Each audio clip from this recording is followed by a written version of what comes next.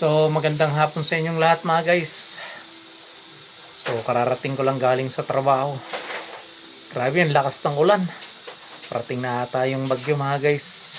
Ingat-ingat kayong lahat mga guys. Bali for today's video gagawa tayo ng beef mami. Tamang-tama sa tag-ulan, taglamig. Lamig kasi rito. So piniprepare ko lang yung mga kailangan natin mga guys. So ayan guys, bali na i-prepare ko na yung mga kailangan natin. So yung kulang na lang yung pinapalambot kong baka. Kasi yung sabaw niya, yun yung gagamitin natin dun sa may soup niya mismo. So ito yung mga prepare ko.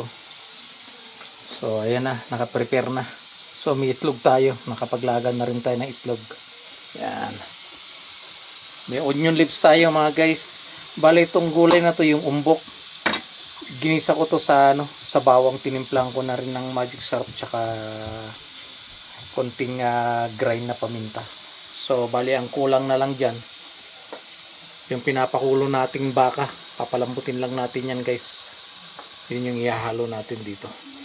So hintay lang nating lumambot mga guys. Yan, palambutin ko lang yung karne ng baka. Yun ang gagamitin nating sahog din. Para mas masarap. Tapos yung sabaw, yun na rin yung gagamitin nating sabaw. Bali naglagay pa ako ng dalawang nor beef cubes para mas malasa. So hintay ko lang mga guys na lumambot. So ayan guys, malambot na tong. Ito na yung baka natin mga guys. Yan na. So naka-prepare na. Lalagyan na natin para makakain na sila mga guys. Ayan, prepare ko lang. So ito na yung finish natin. Ayan yung finish na natin. Ready for serving na yan.